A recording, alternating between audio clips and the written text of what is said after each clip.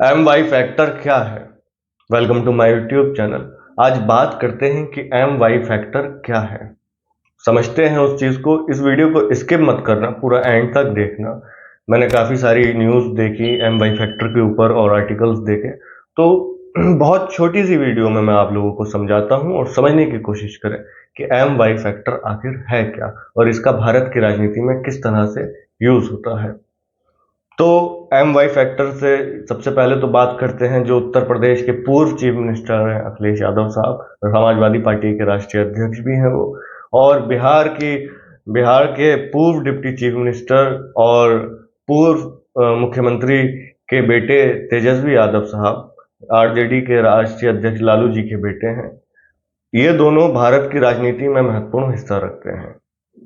तो चलें इस बारे में बात करते हैं और कि एम वाई फैक्टर क्या है, जिसमें एम वाई फैक्टर में मुसलमान और यादवों का वोट आता है। मुसलमान और यादव उत्तर प्रदेश में भी संख्या में अच्छे हैं और बिहार में भी अच्छे हैं संख्या में। ये जो फैक्टर है भारत की राजनीति के अंदर काफी चर्चा में रहता है और इस फैक्टर का यूज जो होता है अखिलेश यादव साहब और तेजस्वी यादव साहब, जहां तक सुना है एम वाई फैक्टर, तो ये लोग ज्यादा अपनी राजनीति में और जो भी अपनी राजनीति के ये रणनीतियां बनाते हैं तो उसमें इस्तेमाल करते हैं। एम वाई फैक्टर राजनीति में एक रणनीति को दर्शाता है। तो सबसे पहले बात करते हैं अखिलेश यादव साहब और तेजस्वी यादव साहब दोनों ही अपने अपने राज्यों में मुस्लिम और यादव समुदाय के बीच समर्थन प्राप्त करने में सफल रहे हैं। मतलब जब मुलायम सिंह यादव साहब थे समाजवादी पार्टी के अध्यक्ष और मुख्यमंत्री, लालू जी आरजेडी के अध्यक्ष और मुख्यमंत्री जब थे, तो इन लोगों ने शुरुआत से ही एम वाई फैक्टर को काफी इस्तेमाल, मतलब काफी इसका सफल होने में कामयाब रहे हैं। इस फैक्टर से वो लोग काफी बार सफल हुए हैं। इसी फैक्टर्स का इस्तेमाल कर कर अखिलेश यादव साहब और तेजस्वी यादव साहब भी सफल हुए हैं। अखिलेश यादव साहब तो 2024 में उनकी पार्टी हिंदुस्तान की तीसरी सबसे बड़ी पार्टी बन गई है। तीसरी सबसे बड़ी पार्टी, क्योंकि उत्तर प्रदेश के अंदर भी मुसलमानों की संख्या और यादव की संख्या अच्छी है और बिहार के अंदर भी अच्छी है।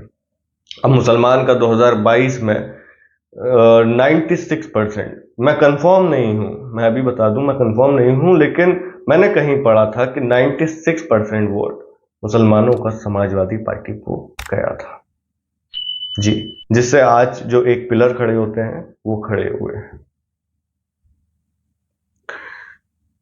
ये दोनों समुदाय संख्या में बड़े हैं और उनके समर्थन से चुनाव जीतने में काफी मदद मिलती है। एम वाई फैक्टर से चुनाव जीतने में काफी मदद मिलती है। जैसे कि अभी 2024 में अखिलेश यादव साहब को बहुत कामयाबी मिली। उत्तर प्रदेश की, वो हिंदुस्तान की तीसरी सबसे बड़ी पार्टी बन गई उनकी और उत्तर प्रदेश में उन्होंने कमाल दिखाया।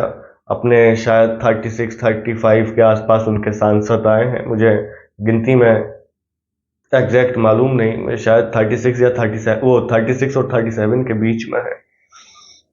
तो ये लोग जैसे स्टेट में चुनाव हो या जैसे बिहार में चुनाव है या उत्तर प्रदेश में चुनाव है, एम वाई फैक्टर का इस्तेमाल करते हैं, यादव और मुस्लिम वोट।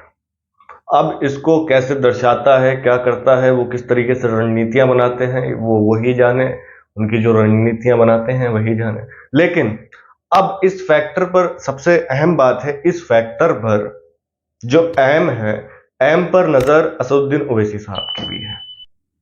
देखिए, बिहार के अंदर असदुद्दीन ओवैसी साहब चुनाव लड़े जिसमें उनके 5 विधायक जीते। अभी अख्तरुल इमान साहब 2024 में एमपी का इलेक्शन जीते, हालांकि उन्हें हार का सामना करना पड़ा, लेकिन अच्छा वोट मिला और 5 विधायक सीमांचल से उनके बने, जिसमें में से 4 विधायक आरजेडी ने खरीद लिए, मतलब आरजेडी के अंदर चले गए हैं। तो 5 विधायक असदुद्दीन ओवैसी साहब जीते, एआईएमआईएम जो है बिहार के अंदर जीती। तो ये एम फैक्टर से जीती। असदुद्दीन ओवैसी साहब की नजर जो है एम फैक्टर पर है।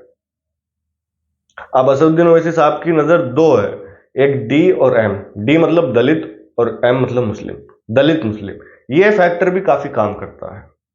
इस फैक्टर पे कोई चर्चा नहीं है, मैं बता रहा हूं, जो अपनी एक मतलब कंफर्म नहीं है कि आप लोग यही कर लें, लेकिन जो डी और एम है दलित मुस्लिम, ये भी काफी महत्वपूर्ण हिस्सा रखता है भारत की राजनीति के अंदर।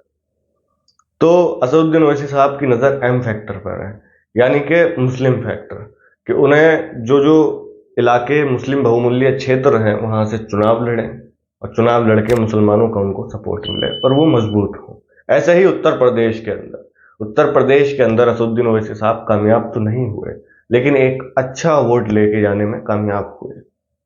काफी जगहों पर जो इंजाम लगते हैं उन पर कि बी टीम है, बी टीम है, तो हालांकि ऐसा नहीं है। आजाद देश है, लोकतांत्रिक देश है, तो सबको अधिकार है चुनाव लड़ने का। तो वैसे ही उनकी और पार्टियां जब चुनाव लड़ रही हैं तो उनकी पार्टी को भी अधिकार है। आप मुझे बताएं कि आप असदुद्दीन ओवैसी साहब को सपोर्ट करते हैं या नहीं। तो वैसे ही उत्तर प्रदेश के अंदर जो मुस्लिम बहुमूल्य सीट हैं, क्षेत्र हैं, वहां पर असदुद्दीन ओवैसी साहब अपने कैंडिडेट खड़े करते हैं, लेकिन वहां पर पहले से ही दबदबा समाजवादी पार्टी का है।